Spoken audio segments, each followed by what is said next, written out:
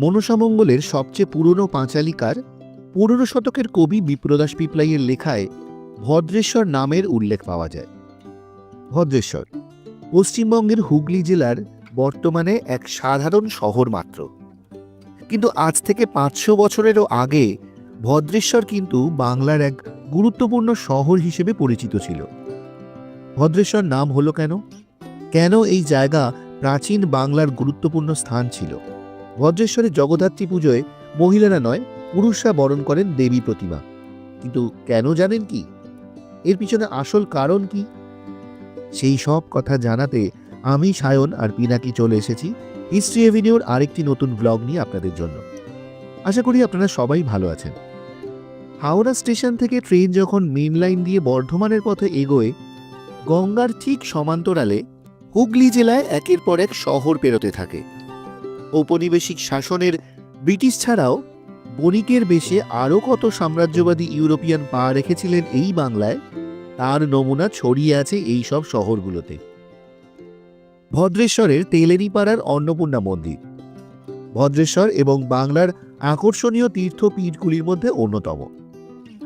১২০৮ বঙ্গাব্দ ১৮০২ খ্রিস্টাব্দের ফাল্গুনী পূর্ণিমায় এই মন্দিরটি প্রতিষ্ঠা করেন স্থানীয় জমিদার শ্রী বৈদ্যনাথ বন্দ্যোপাধ্যায়। প্রাথমিক জীবনে বৈদ্যনাথবাবু মানকুণ্ডু শহরে বাস করতেন। কর্ম থেকে বিরতি নেবার পর তিনি তেলেনীপাড়া অঞ্চলে স্থায়ী বাসস্থান গড়ে তোলেন। বৈদ্যনাথবাবু বারাণসীর অন্নপূর্ণা মায়ের একনিষ্ঠ ভক্ত ছিলেন। সেখান থেকে অনুপ্রাণিত হয়েই তেলেনীপাড়ায় অন্নপূর্ণা মন্দিরটি নির্মাণ করেন। স্থানীয় মানুষের কাছে গুরুত্বপূর্ণ তো বটেই, এমনকি শহর কলকাতার মানুষজন যারা এই জায়গাটির সাথে পরিচিত, তাদের কাছেও এই জায়গাটি তাৎপর্যপূর্ণ। মন্দিরের শিব ও অন্নপূর্ণা মূর্তিটি কাশী বিশ্বনাথের আদলে অষ্টধাতু নির্মিত। সারা বছর নিত্য পুজো ছাড়াও বছরে কয়েকটি পার্বণ এখানে ধুমধাম করে পালিত হয়। এর মধ্যে অন্নপূর্ণা পুজো, অক্ষয় তৃতীয়া এবং দুর্গাপুজো অন্যতম। তেঁতুলতলা বারোয়ারি জগদ্ধাত্রী পুজোর ইতিহাস সুগভীর। প্রায় ২৫০ বছর আগে কৃষ্ণনগরের রাজা কৃষ্ণচন্দ্রের দেওয়ান দাতারাম সুর গৌরহাটিতে বাস করতেন। তিনি রাজা কৃষ্ণচন্দ্রের অনুমতি নিয়ে ২ বিধবা কন্যার সঙ্গে নিজ বাড়িতে জগদ্ধাত্রী পুজো করতেন। কালের নিয়মে সেই পুজো থমকে যায়, আর সেই জগদ্ধাত্রী পুজো পরে শুরু হয় তেঁতুলতলা বারোয়ারি নামে। ইংরেজ শাসনকালে এই অঞ্চল জঙ্গলে ভরা ছিল। শোনা যায় ২৩২ বছর আগে ইংরেজ ছাউনি ছিল ভদ্রেশ্বর গৌরহাটি এলাকায়। সেই সময় নিরাপত্তার কারণে মহিলারা বাড়ির অন্দরে থাকতেন। অত্যাচারের আতঙ্কে বাড়ি থেকে বেরোতেন না। সেই পরিস্থিতিতে শুরু হওয়া পুরুষদের বরণের রীতি আজও চলে আসছে। তাই তৎকালীন সময়ে জগদ্ধাত্রী পুজোর আচার অনুষ্ঠান পুরুষরাই সামলাতেন। সেই ঐতিহ্য মেনে এখনও মহিলাদের মতোই শাড়ি পরে মাথায় সিঁদুর দিয়ে আজও তারা বরণডালা হাতে তুলে নেন। ভদ্রেশ্বরের ভৌগোলিক অবস্থান ছিল বেশ সুবিধাজনক। নদীর ধারে ছিল ঘাট ও গুদামঘর। ১৮৭৬ প্রকাশিত ডব্লিউ হান্টারের লেখা আ স্ট্যাটিস্টিক্যাল অ্যাকাউন্ট অফ বেঙ্গল বইয়ের ৩য় খণ্ডে ভদ্রেশ্বর থেকে বাণিজ্যের বারবারত্বের কথা রয়েছে। খ্রিস্টীয় সপ্তদশ-অষ্টাদশ শতাব্দীতেও ভদ্রেশ্বর একসময় ছিল পূর্বাঞ্চলের সবচেয়ে বড় গঞ্জ বা বাণিজ্য কেন্দ্র। কালনা থেকে কলকাতার মধ্যে এত বড় গঞ্জ কোথাও ছিল না। এখান থেকে প্রায় মাইল ৫০ ব্যাসার্ধের মধ্যে গোটা অঞ্চলের চাল, ডাল, খাদ্যশস্য, লবণ, পাট, রেশম ইত্যাদি সরবরাহ হতো। বর্তমানে গঙ্গার অবস্থান ভদ্রেশ্বরের পূর্ব দিকে। আগে গঙ্গা কিছুটা উত্তরে বাঁক নিয়ে ভদ্রেশ্বর গঞ্জেও ঢুকেছিল। বড় বড় নৌকো ওই বাঁকে এসে দাঁড়াতো, মাল ওঠানো নামানো হতো। ১৭৯৫ সালে ইস্ট ইন্ডিয়া কোম্পানি হুগলিকে জেলা হিসেবে গঠন করে এবং এই জায়গাটিকে একটি শিল্প বেল্ট হিসেবে গড়ে তোলে। ভদ্রেশ্বরে একসময় ছিল ড্যানিশ অর্থাৎ ডেনমার্কের অধিবাসীদের কুঠি, যে কারণে ভদ্রেশ্বরের ডাকনাম হচ্ছে দিনেমার ডাঙ্গা। ঠিক যেমন চন্দননগরের আরেক নাম ফরাসডাঙ্গা।